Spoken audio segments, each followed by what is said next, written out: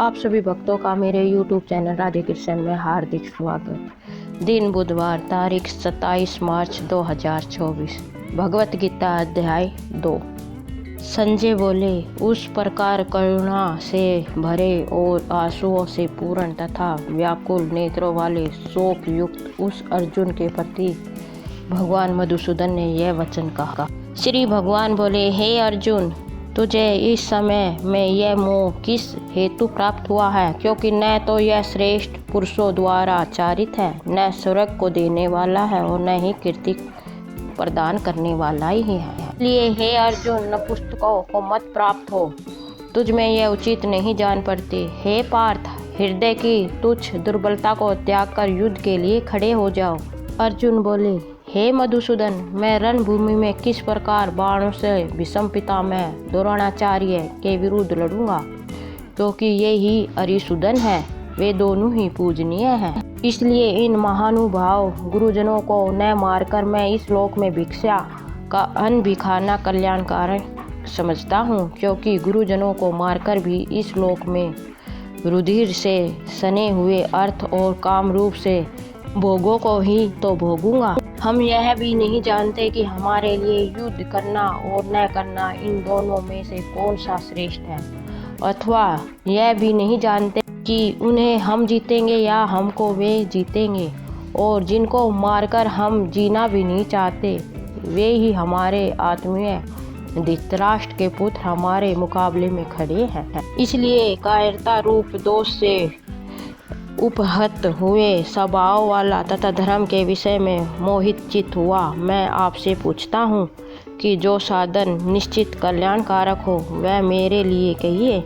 क्योंकि मैं आपका शिष्य हूँ, इसलिए आपकी शरण में आए हुए मुझको शिक्षा दीजिए। क्योंकि भूमि में निष्कंटक धन धान्य संपन्न राज्यों को और देवताओं के स्वामी अपने को प्राप्त होकर भी मैं उस उपाय को नहीं देखता जो मेरी इंद्रियों के सुखाने वाले शोकों को दूर कर सके। संजय बोले, हे राजन, निंद्रा को जीतने वाले अर्जुन अंतर्यामी श्री कृष्ण महाराज के प्रति इस प्रकार कहकर फिर श्री गोविंद भगवान से युद्ध नहीं करूंगा यह स्पष्ट कहकर चुप हो गए। हे भरत वंशी धृतराष्ट्र, अंतर स्वामी श्री कृष्ण महाराज दोनों सेनाओं के बीच में शोक करते हुए उस अर्जुन को हंसते हुए यह वचन बोले। श्री भगवान बोले, हे अर्जुन, तू न शोक करने योग्य मनुष्यों के लिए शोक करता है और पंडितों के से वचनों को कहता है, परंतु जिनके प्राण चले गए हैं उनके लिए और जिनके प्राण नहीं गए हैं उनके लिए भी पंडित जन शोक नहीं करते।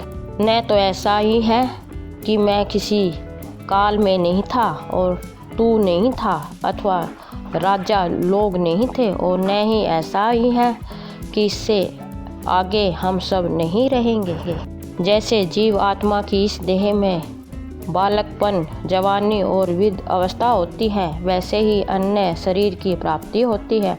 उस विषय में धीर पुरुष मोहित नहीं होता। क्योंकि हे पुरुष श्रेष्ठ, दुख सुख को समान समझने वाले जिस धीर पुरुष को यह इंद्रिया और विषयों के संयोग व्याकुल नहीं करते, वह मोक्ष के योग्य होता है।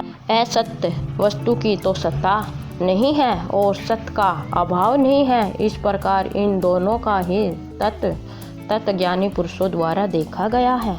नाश रहित तू उसको जान जिससे वह संपूर्ण जगत दृश्य वर्ग व्याप्त है। इस अविनाशी का विनाश करने में कोई भी समर्थ नहीं है। इस नाश रहित अप्रेम नित्य स्वरूप जीव आत्मा के यह सब शरीर नाशवान कहे गए हैं। इसलिए हे भरतवंशी अर्जुन, तो युद्ध कर। जो इस आत्मा को मारने वाला समझता है तथा जो इसको मरा मानता है, वह दोनों ही नहीं जानते। क्योंकि यह आत्मा वास्तव में न तो किसी को मारता है और न किसी के द्वारा मारा जाता है। यह आत्मा किसी काल में न तो जन्म लेता है और न ही मरता है तथा न ही उत्पन्न होकर फिर होने वाला ही है। क्योंकि यह अजन्मा है, नित्य है, सनातन है, पुरातन है। शरीर के मारे जाने पर भी यह नहीं मारा जाता है। पृथा पुत्र अर्जुन, जो पुरुष इस आत्मा को नाश रहित नित्य अजन्मा और अव्यय जानता है, वह पुरुष कैसे किसको मरवाता है और कैसे किसको मारता है। जैसे मनुष्य पुराने वस्त्रों को त्याग कर दूसरे नए वस्त्रों को ग्रहण करता है, वैसे ही जीवात्मा पुराने शरीर को त्याग कर दूसरे नए शरीर को प्राप्त होता है। इस आत्मा को शस्त्र नहीं काट सकते, इसको आग नहीं जला सकती, इसको जल नहीं गला सकता और वायु नहीं सुखा सकती, क्योंकि यह आत्मा छेद है, यह आत्मा अधः है, अकल्द है और निषेध है, अशोष है, तथा यह आत्मा नित्य सर्वव्यापी अचल स्थिर रहने वाला और सनातन है। यह आत्मा अव्यक्त है, यह आत्मा अचिंत्य है और यह आत्मा विकार रहित कहा जाता है। इससे हे अर्जुन, इस आत्मा को उपरयुक्त प्रकार से जानकर तू शोक करने योग्य नहीं है, अर्थात तुझे शोक करना उचित नहीं। किंतु यदि तू इस आत्मा को सदा जन्मने वाला तथा मरने वाला मानता है, तो भी महाबाहु तू इस प्रकार शोक करने योग्य नहीं है, क्योंकि इस मान्यता के अनुसार जन्मे हुए की मृत्यु निश्चित है और मरे हुए का जन्म निश्चित है। इससे भी इस बिना उपाय वाले विषय में तू शोक करने योग्य नहीं है। हे अर्जुन, संपूर्ण प्राणी जन्म से पहले अप्रकट थे और मरने के बाद भी अप्रकट हो जाने वाले हैं, केवल बीच में ही प्रकट है। फिर ऐसी स्थिति में क्या शोक करना। कोई एक महापुरुष ही इस आत्मा को आश्चर्य की भांति देखता है और वैसे ही दूसरा कोई महापुरुष ही उसके तत्व का आश्चर्य की भांति वर्णन करता है, तथा दूसरा कोई अधिकारी पुरुष ही इसे आश्चर्य की भांति सुनता है और कोई तो सुनकर भी इसको नहीं जानता। हे अर्जुन, यह आत्मा सबके शरीर में सदा ही अवैध है, इस कारण संपूर्ण प्राणियों के लिए तू शोक करने योग्य नहीं है, तथा अपने धर्म को देखकर भी तू भय करने योग्य नहीं है, अर्थात तुझे भय नहीं करना चाहिए, क्योंकि क्षत्रिय के लिए धर्म युक्त युद्ध से बढ़कर दूसरा कोई कल्याणकारी कर्तव्य नहीं है। हे पार्थ, अपने आप प्राप्त हुए और खुले हुए स्वर्ग के द्वार इस प्रकार के युद्ध को भाग्यवान क्षत्रिय लोग ही पाते हैं। किंतु यदि तू इस धर्म युक्त युद्ध को नहीं करेगा तो सर्व धर्म और कीर्ति को खोकर पाप को प्राप्त होगा, तथा सब लोग तेरी बहुत काल तक रहने वाली आपकी कीर्ति का भी कथन करेंगे और मानवीय पुरुष के लिए अपकीर्ति मरने से भी बढ़कर होती थी, और जिनकी दृष्टि में तू पहले बहुत सम्मानित होकर अब लघुता को प्राप्त होगा, वह महारथी लोग तुझे भय के कारण युद्ध से हटा हुआ मानेंगे। तेरे बैरी लोग तेरे सामर्थ्य की निंदा करते हुए तुझे बहुत से न कहने योग्य वचन भी कहेंगे। उससे अधिक दुख और क्या होगा। या तो युद्ध में मारा जाकर स्वर्ग को प्राप्त होगा अथवा संग्राम में जीतकर पृथ्वी का राज्य भोगेगा। इस कारण हे अर्जुन, तू युद्ध के लिए निश्चय करके खड़ा हो जा। जय पराजय, लाभ हानि और सुख दुख को समान समझकर उसके बाद युद्ध के लिए तैयार हो जा। इस प्रकार युद्ध करने से तू पाप को प्राप्त नहीं होगा। हे पार्थ, यह बुद्धि तेरे लिए ज्ञान योग्य के विषय में कही गई है। अब तू इसको कर्मयोग के विषय में सुन। जिस बुद्धि से युक्त हुआ तू कर्मों के बंधन को भली भांति त्याग देना अर्थात व्यर्थ नष्ट कर डालेगा। इस कर्मयोग में आरंभ का अर्थात बीज का नाश नहीं और उल्टा फल स्वरूप दोष भी नहीं, बल्कि इस कर्मयोग रूप धर्म का थोड़ा सा भी साधन जन्म मृत्यु रूप महान भय से रक्षा कर लेता है। हे अर्जुन, इस कर्मयोग में निश्चय आत्मिकता बुद्धि एक ही होती है, किंतु अस्थिर विचार वाले विवेकहीन सकाम मनुष्यों की बुद्धियाँ निश्चय ही बहुत भेदों वाली और अनंत होती है। हे अर्जुन, जो भोगों में तन्मय हो रहे हैं तो कर्म फल के प्रशंसक वेद वाक्यों में ही वृत्ति रखते हैं, जिनकी बुद्धि में स्वर्ग की परम प्राय वस्तु है और जो स्वर्ग से बढ़कर दूसरी कोई वस्तु नहीं है। ऐसा कहने वाले वह अविके जन इस प्रकार की है। जिस पुष्पित अर्थात दिखाऊ शोभा युक्त वाणी को कहा करते हैं, जो कि जन्म रूप कर्म फल देने वाली एक भोग तथा ऐश्वर्य की प्राप्ति के लिए नाना प्रकार की बहुत सी क्रियाओं का वर्णन करने वाली है, उस वाणी द्वारा जिनका चित्त हर लिया गया है, जो भोग और ऐश्वर्य में अत्यंत आसक्त है, उन पुरुषों की परमात्मा में निश्चय आत्मिकता बुद्धि नहीं होती। हे अर्जुन, वेद उपयुक्त प्रकार से तीनों गुणों के कार्य रूप समस्त भोगों एवं अनेक साधनों का प्रतिपादन करने वाले हैं। इसलिए तू उन भोगों और उनके साधनों में आसक्तिहीन, हर्ष शोक आदि द्वंद्वों से रहित, नित्य वस्तु परमात्मा में शिष्ट लोग क्षेम को न चाहने वाला और स्वाधीन अंतकरणवाल हो, सब ओर से परिपूर्ण जलाशय के प्राप्त हो जाने पर छोटे जलाशय में मनुष्य का जितना प्रयोजन रहता है, ब्रह्म को तत्व से जानने वाले ब्राह्मण को समस्त वेदों में उतना ही प्रयोजन रह जाता है। तेरा कर्म करने में ही अधिकार है, उसके फलों में कभी नहीं। इसलिए तू कर्मों के फल का हेतु मत हो तथा तेरी कर्म न करने में आसक्ति न हो। हे धनंजय,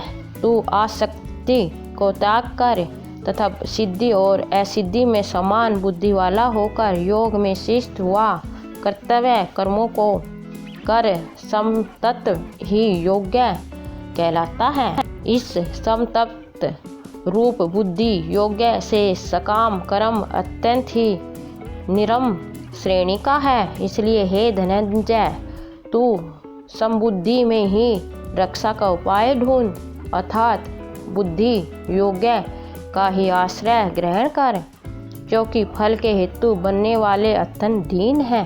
समबुद्धि युक्त पुरुष पुण्य और पाप दोनों को इसी लोक में त्याग देता है, अर्थात उनसे मुक्त हो जाता है।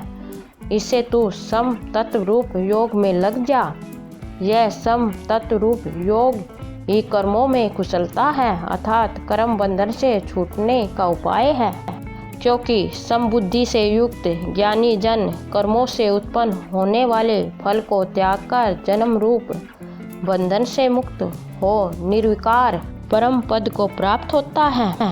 जिस काल में तेरी बुद्धि मोह रूप दलदल को भली भांति पार कर जाएगी, उस समय तू हुए सुनने में आने वाले इस लोक और परलोक संबंधी सभी भोगों से वैराग्य को प्राप्त हो जाएगा। भांति भांति के वचनों को सुनने से विचलित हुए तेरी बुद्धि जब परमात्मा में अचल और स्थिर ठहर जाएगी, तब तू योग को प्राप्त हो जाएगा, अर्थात तेरा परमात्मा से नित्य संयोग हो जाएगा।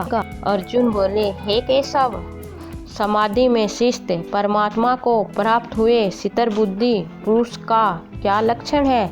वह स्थिर बुद्धि पुरुष कैसे बोलता है, कैसे बैठता है और कैसे चलता है? श्री भगवान बोले, हे अर्जुन, जिस काल में यह पुरुष मन में शिष्ट संपूर्ण कामनाओं को भली भांति त्याग देता है और आत्मा से आत्मा में ही संतुष्ट रहता है, उस काल में वह शिष्ट प्रज्ञ कहा जाता है। दुखों की प्राप्ति होने पर जिनके मन में उद्वेग नहीं होता, सुखों की प्राप्ति में जो सर्वथा निष्पुष है तथा जिसके राग भय और क्रोध नष्ट हो गए हैं, ऐसा मुनि स्थिर बुद्धि कहा जाता है। जो पुरुष सर्वत्र स्नेह रहित हुआ, उस शुभ अशुभ वस्तु को प्राप्त होकर न प्रसन्न होता है और न द्वेष करता है, उसकी बुद्धि स्थिर है। और कछुआ सब ओर से अपने अंगों को जैसे समेट लेता है, वैसे ही जब यह पुरुष इंद्रियों के विषयों से इंद्रियों को सब प्रकार से हटा लेता है, तब उसकी बुद्धि स्थिर है, ऐसा समझना चाहिए। इंद्रियों के द्वारा विषयों को ग्रहण न करने वाले पुरुष के लिए भी केवल विषय तो निर्वृत्त हो जाते हैं, परंतु उनमें रहने वाली आसक्ति निर्वृत्त नहीं होती। इस चित्त प्रज्ञ पुरुष की तो आसक्ति भी परमात्मा का साक्षात्कार करके निर्वित हो जाती है। हे अर्जुन, आसक्ति का नाश न होने के कारण यह प्रथम स्वभाव वाली इंद्रिया रतन करते हुए बुद्धिमान पुरुष के मन को भी हर लेती। इसलिए साधक को चाहिए कि वह उन संपूर्ण इंद्रियों को वश में करके समाहित चित्त हुआ मेरे पर्याण होकर ध्यान में बैठे, क्योंकि जिस पुरुष की इंद्रिया वश में होती है उसी की बुद्धि स्थिर हो जाता है। विषयों का चिंतन करने वाले पुरुष की उन विषयों में आसक्ति हो जाती है। आसक्ति से उन विषयों की कामना उत्पन्न होती है और कामना में विघ्न पड़ने से क्रोध उत्पन्न होता है। क्रोध से अत्यंत मूढ़ भाव उत्पन्न हो जाता है। मूढ़ भाव से स्मृति में भ्रम हो जाता है। स्मृति में भ्रम हो जाने से बुद्धि अर्थात ज्ञान शक्ति का नाश होता है और बुद्धि का नाश हो जाने से यह पुरुष अपनी स्थिति से गिर जाता है। परंतु अपने अधीन किए हुए अंतःकरणवाल साधक अपने वश में ही हुई राग द्वेष से रहित इंद्रियों द्वारा विषयों में विचरण करता हुआ अंतःकरण की प्रसन्नता को प्राप्त होता है। अंतःकरण की प्रसन्नता होने पर इसके संपूर्ण दुखों का अभाव हो जाता है और उस प्रसन्न चित्त वाले कर्म योगी की बुद्धि शीघ्र ही सब ओर से हटकर एक परमात्मा में भली भांति स्थिर हो जाती है। न जीते हुए मन और इंद्रियों में पुरुष में निश्चय आत्मिकता बुद्धि नहीं होती और उस अयुक्त मनुष्य के अंतःकरण में भावना भी नहीं होती तथा भावनाहीन मनुष्य को शांति नहीं मिलती और शांति रहित मनुष्य को सुख कैसे मिल सकता है। क्योंकि जैसे जल में चलने वाली नाव को वायु हर लेती है, वैसे ही विषयों में विचरती हुई इंद्रियों में से मन जिस इंद्रियों के साथ रहता है वह एक ही इंद्रिया इस अयुक्त पुरुष की बुद्धि को हर लेती। इसलिए हे महाबाहु, जिस पुरुष की इंद्रियों के विषयों में सब प्रकार निग्रह की हुई उसी की बुद्धि स्थिर है। संपूर्ण प्राणियों के लिए जो रात्रि के समान है, उस नित्य ज्ञान स्वरूप परमानंद की प्राप्ति में शिष्ट प्रज्ञ योगी जागता है और जिस नाशवान संसारिक सुख की प्राप्ति में सब प्राणी जागते हैं, परमात्मा के तत्व को जानने वाले मुनि के लिए वह रात्रि के समान है। जैसे नाना नदियों के जल सब ओर से परिपूर्ण अचल प्रतिष्ठा वाले समुद्र में उसको विचलित न करते हुए समा जाते हैं, वैसे ही सब भोग जिस चित्त प्रज्ञ पुरुष में किसी प्रकार का विकार उत्पन्न किए बिना ही समा जाते हैं, वही पुरुष परम शांति को प्राप्त होता है, भोगों को चाहने वाला नहीं। जो पुरुष संपूर्ण कामनाओं को त्याग कर ममता रहित, अहंकार रहित और समर्पण रहित हुआ विचरता है, वही शांति को प्राप्त होता है, अर्थात वह शांति को प्राप्त। हे अर्जुन, यह ब्रह्म को प्राप्त हुआ पुरुष की स्थिति है। इसको प्राप्त होकर योगी कभी मोहित नहीं होता और अंत काल में भी इसी ब्रह्मी स्थिति में शिष्ट होकर ब्रह्मानंद को प्राप्त हो जाता है। गीता का अध्याय 2 समाप्त। बोलो हरि कृष्ण भगवान की जय। आपको मेरा वीडियो कैसा लगा कमेंट बॉक्स में अवश्य बताएं। मेरे वीडियो को लाइक शेयर व चैनल को सब्सक्राइब करें। धन्यवाद।